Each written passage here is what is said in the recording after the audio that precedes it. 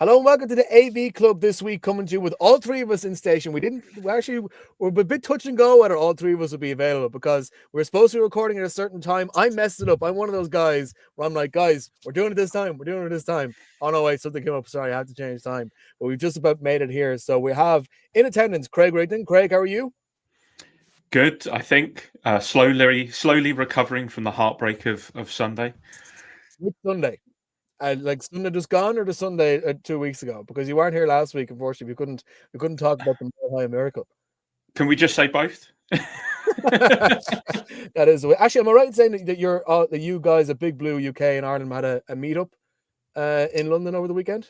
We did 40 strong of us, which Wow. was a great turnout. Probably the best turnout we've had. It's just a shame that most of it was spent in dead silence as we watched Cam Scatterby carted off the field. It is a tough life being an NFL fan. And Ben Costello, Ben, how are you? My team won its bye week, so I am riding that wave. Yeah, all good. Happy to make time for the AV club, no matter what time. 12 o'clock in the evening, 7 o'clock in the afternoon, doesn't matter. I was thinking, by the way, right, because here comes an AV sort of side swipe. In case people don't know why we're called the AV Club, obviously Craig is the graphics man, Ben is our social media video guy, and like my actual job is working in studios all the time. So that's our kind of, how we shall bond. But I'm on a media binge this week in terms of how good American media is, because I think yesterday was the equinox when we had NHL, MLB, NBA, and NFL on at the same time. And I stayed up a lot of last week watching the World Series, the NBA on NBC, which has come back with one of the best theme songs ever, Round Ball Rock. Have you seen this? Are you aware of this thing?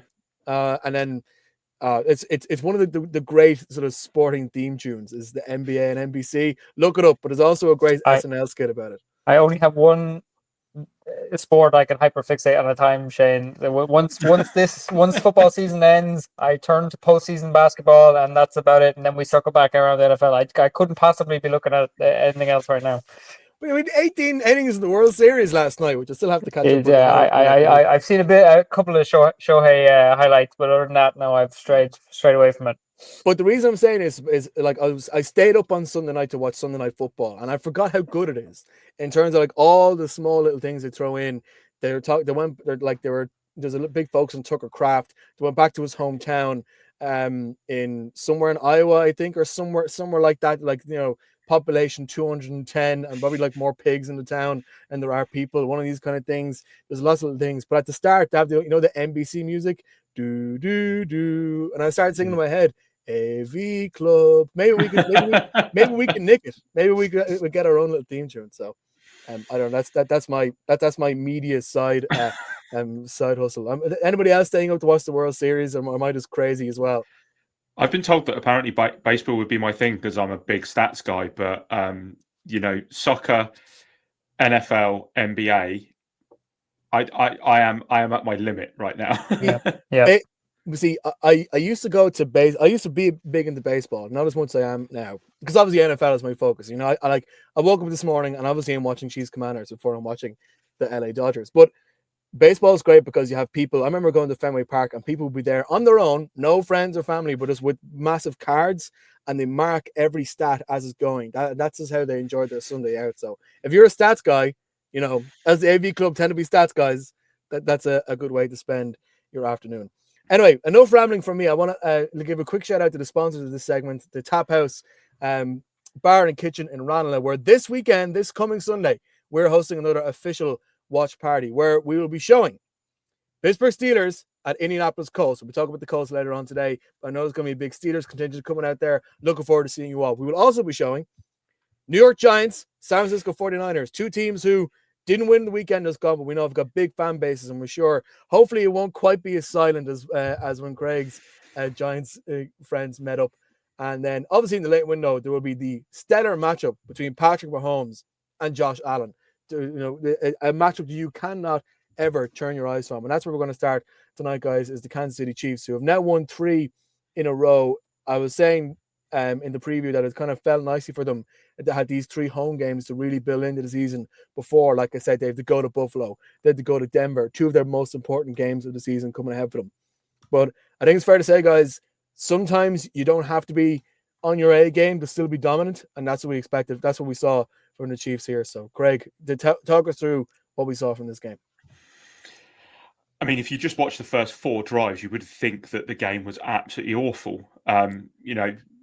Washington go down, get into the red zone, interception from Mariota where he throws a fastball that pings off Deebo Samuel's face straight to the defender. That was quite funny. It was funny. Then the Chiefs get the ball, marching up. You think, here we go. Then there's an interception from Mahomes. I mean, must be Marshawn Lattimore's best play he's made in about 3 years, the catch that he made. Turnover on downs for the Commanders follow. Interception from Mahomes where he throws it to Kelsey, and Kelsey decides to launch it up in the air for that. And then you get 2 touchdowns to end the half, and you think, oh, okay, it's pretty fairly matched. And then the Commanders just didn't turn up in the second half. It was just plain sailing. The biggest thing for me was I was looking at the time of possession stats because it looked like there was a big gap. But then you look at the second half, KC held the ball for 22 minutes, Washington just under 9. That's all you need to say about the game. You know what the Chiefs just methodically took control of that game in the second half, and that was it. And end of. Ben?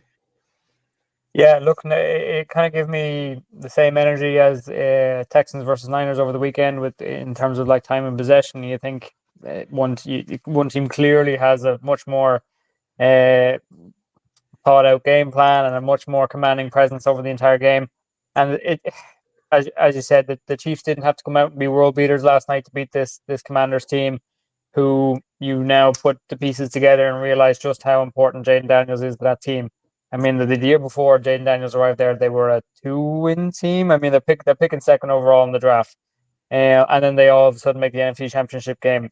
There's one clear change there. Obviously, okay, you hire Dan Quinn and he comes in and be a new head coach there in Washington, but it just really goes to show you how much of an engine Jaden Daniels is for that team, and how much everything funnels through that, and how much better he makes everybody around him. And it's clear when you stick Marcus Mariota back there, who's going out there, he's trying his best, he's putting up yards and he's running that offense. But it's clear they need Jaden back, and they need Jaden back in a hurry. Yeah, it's an interesting one as well. I'm putting myself on a bit of a Chiefs timeout. I feel like I've spoken so much about them. The only thing that's worrying about this is the fact that it seems that Isaiah Pacheco came out of that with a bit of a knee injury. But look, I think as Kieran was saying, look, isn't everybody in the league week to week now when we get to this time of the year? But I mean, run game is still an area, but I'm still not fully convinced in the Chiefs. But if they pull up against Buffalo this way this coming weekend and change that, I think it's going to be a big point. And look, we're looking ahead towards this weekend, and I think it's going to be very, very exciting. Myself and Ben had a chance to break it down for the instant reaction on Sunday. But Craig, did there was a lot of teams. I think this is the week that had the most amount of teams on a bye, and you feel there's been a sort of sense of energy around this weekend which didn't quite deliver, and it's got nothing to do with the fact that the AFC bet the NFC in every matchup that they played except for Steelers Packers. It's just the way things have been going. Yeah, I think underwhelming was probably the name of the game. At the meetup, we had the Giants on every TV apart from one where RedZone was, and it even felt like Scott was a little bit kind of upset with how the witching hour went for the early slate of games. And I just think it was just not an exciting week. The average margin of victory across the games this weekend, so from Thursday all the way through to last night, 19.53 points is the average margin of victory, which is almost 3 touchdowns. Like that tells you everything. 12 of the 13 games were won by 10 or more points, which is a 92% rate, the highest rate since 1990. And the only game that was interesting was the one we all had marked down, Jets-Bengals. And even that looked like it was going to be a blowout. With 10 minutes left to go, the Bengals were up by 14, and it just took the Jets fighting back to pick up their first win. But I do think that there's a correlation between how the games went this past weekend, and quarterbacks. 8 backups. We had 8 backups, or 8. We had other sort of non-starter week 1 starters across there, but you had Mariota against the Chiefs, Wentz against the Chargers, Flacco against the Jets, Dalton against the Bills, Huntley against the Bears, Cousins against the Dolphins, Mac Jones against the Texans, and hell, we even saw Tyler Shuck for the first time as Rattler was benched. So it's 8 different quarterbacks. Rattler was benched, by the way, for throwing an interception, which actually should have had him being picked up by his mother after the game. You know, one of those kind of picks where like you just go home, pal. It's fine. You know, like one of these weird ones. But at what extent do we have to look at the National Football League and say, how come there aren't enough that you can't work? Not enough teams can work with a backup. Now, I know Carson Wentz is a different situation. He got knocked down, was basically had to play through sheer pain and injury because they're still not willing to play JJ McCarthy. And he's played a lot. He's played more games than JJ McCarthy has this year. And so, you know, the extent to which he's a backup, I think he was almost like a backup of himself because he was hit so hard. And we see now he's been sidelined with an injury that he picked up on Thursday night. But I don't know, Ben. Like it's just we always seem to find this time of year where there's a lot of backup quarterbacks playing, and you know. This is the Bengals' fault for not being able to protect Joe Burrow. It's unusual that, well, not unusual, but we haven't seen the last couple of years that Lamar Jackson has been out for as long as we have. Like, it's amazing considering, you know, Kirk Cousins is not exactly a bad talent. The whole point of him being there is to be the best backup quarterback in the league, and he dropped a dud for a Falcons team. And by the way, and this is a small little detour because we'll end up talking with the Falcons more next week as we preview Berlin, which myself and Ben are heading to, right? But the Falcons had Kirk Cousins as being the sort of great backup quarterback. That's the whole reason you were in the building.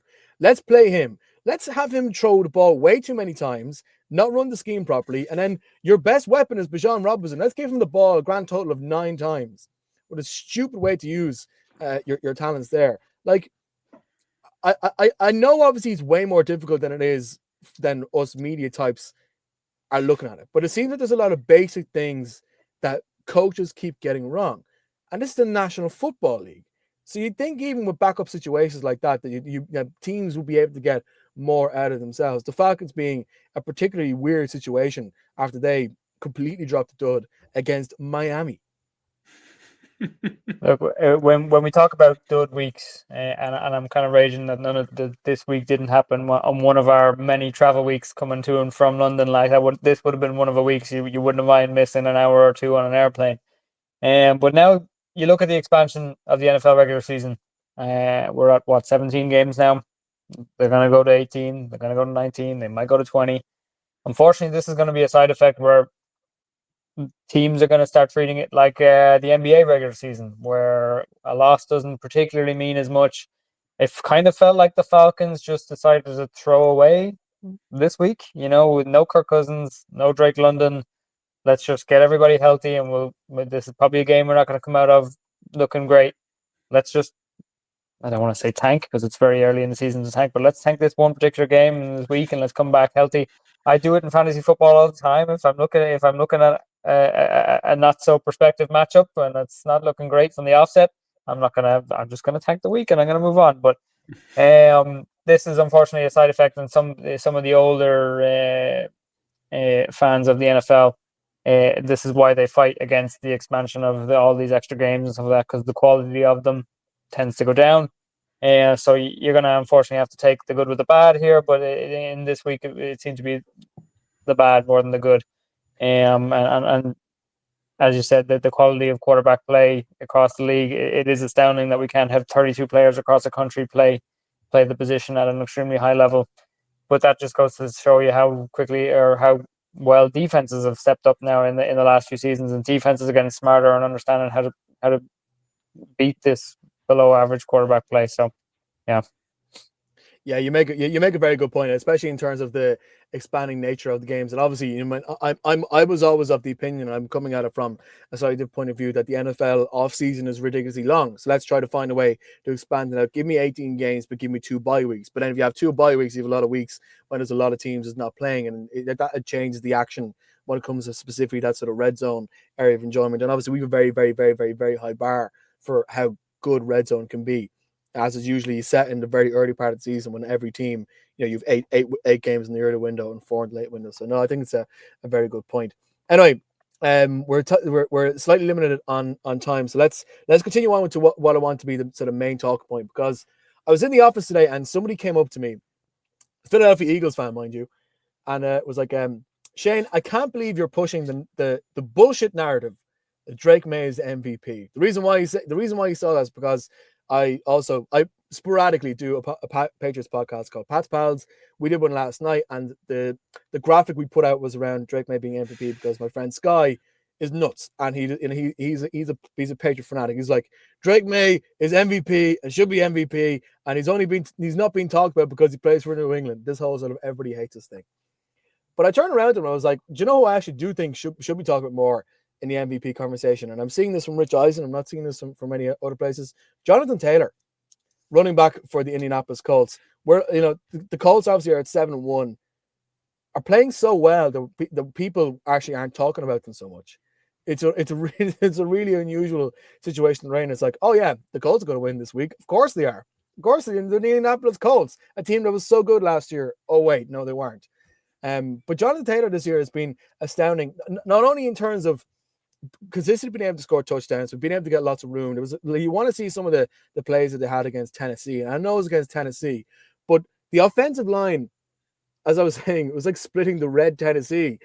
The room they had, but then to be able to make use of it was absolutely astounding from the Indianapolis Colts. But yeah, this is something I threw at you guys earlier, so I don't know if you guys have had time to reflect on it. But if I was in the AP and I'm voting now, and it's frustrating because the MVP award has become a quarterback award. But I think Jonathan Taylor right now would be top of my bill if I was voting here. I don't know how you guys feel. He won't win MVP. He won't. I know he won't, but that doesn't mean he shouldn't. What he will win is the MVP light, which is the offensive player of the year. That's what he'll win. He'll win MVP light, which is like, oh, this player is by far the best offensive player, but because he's not a quarterback, he can't win MVP. That's what he'll win. It's monopolized by quarterbacks. That's the problem with that MVP award, is you either need to be a quarterback or you need to be an edge rusher. I think that's the only other potential position that can impact players enough to be spotlighted in the same way. 2012 was the last time a running back won it. Adrian Peterson. Like, it's been forever. I think there are two factors that do count against Taylor when you use the word MVP. Daniel Jones is playing very, very well and is also in the conversation for MVP and won't win it and shouldn't win it. But Jonathan Taylor also has, as you said, a very, very good O-line. And I think that can sometimes go against you as well, because the MVP is most valuable player. Is he the most valuable player on the Colts? Yes.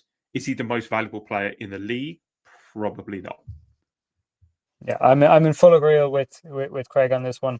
It's a good complaint to have that my offensive line is so good that they're freeing up. I know exactly what play you're talking where it just completely opens up. I could have ran for 25 yards there against that team on that particular play. But the offensive line being so good and it being and him relying on 5 other guys in front of him to open up those lanes doesn't do the running back position in general any favors for the MVP. You're 100% correct. It's a quarterback award. They really should look at making positional awards in that sense.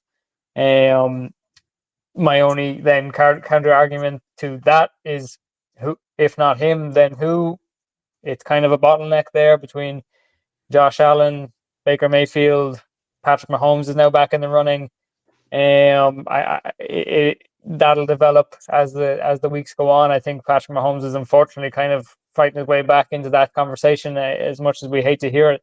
I don't hate to hear it. The Chiefs are amazing. Obviously, that is my official opinion on the matter. The Patriots fan in the corner would say that. Yeah. Not sick of dynasties whatsoever. I won't even come at it from a fan point of view. I'm yet to find, and I was a big proponent of Josh Allen getting the MVP last year. Is he in the MVP conversation because he won it last year, or because of what he's actually done in the year 2025 compared to what Jonathan Taylor has done? Yeah, it's right. I will say though, I will back Sky up and say I don't think Drake May MVP is as crazy as people think. No, I could get I could behind see it. It's very early, but I could get behind it, as we mentioned in the instant reaction on Sunday. We talked about Kurt Warner and all the great things he had to say about Drake May in the lead up into that game against the Browns, in particular his deep ball, and basically it being like a handoff to a running back, and I think there was another play there again this on Sunday to Keyshawn Boutte, where it just fit in like it should do, and it looks, of all the quarterbacks drafted last year, obviously Jaden Daniels had his year last year. Drake May has come out of this first half of the season looking like the best pick out of there, and been the third quarterback taken in that draft. I could get behind that. I didn't start this, by the way. I actually didn't. Did all this Patriots praise not coming from me? I didn't instigate it. In the same way that you last year, you're like, who's Josh Allen throwing to? You can say the exact same thing about Drake May this year, and they're winning. I did say it at Wembley last year, and I'm just going to reiterate that if the Patriots offensive coaches do not have a play called the booty call, I'm going to be very, very upset. But in typical fashion, it can only happen when it's really late in the game.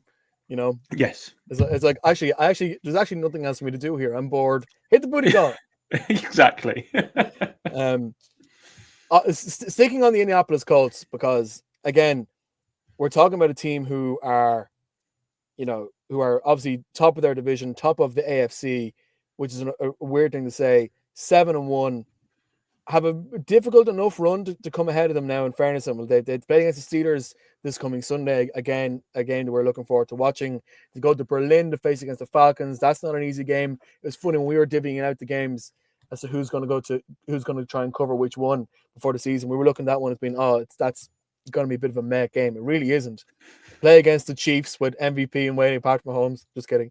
Then Texans, Jags, Seahawks, 49ers. None of those are easy games.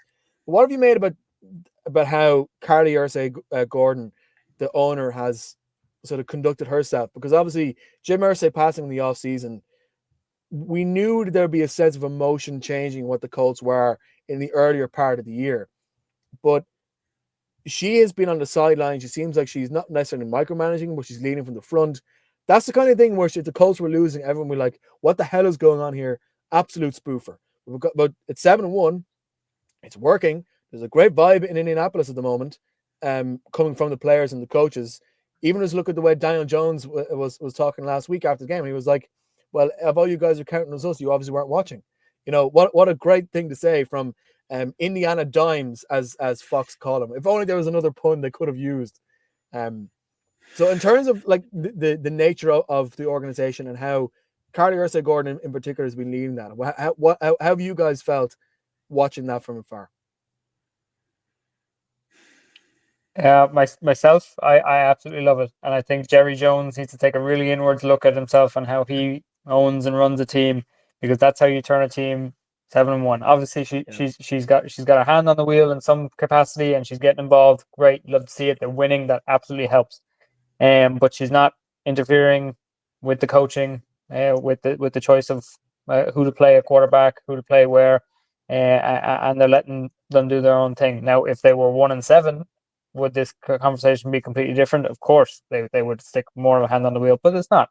And I think it's great to see a team that we didn't have high hopes for come out and play extremely well. It turns that Berlin game into a much more interesting game, and I'm all for it.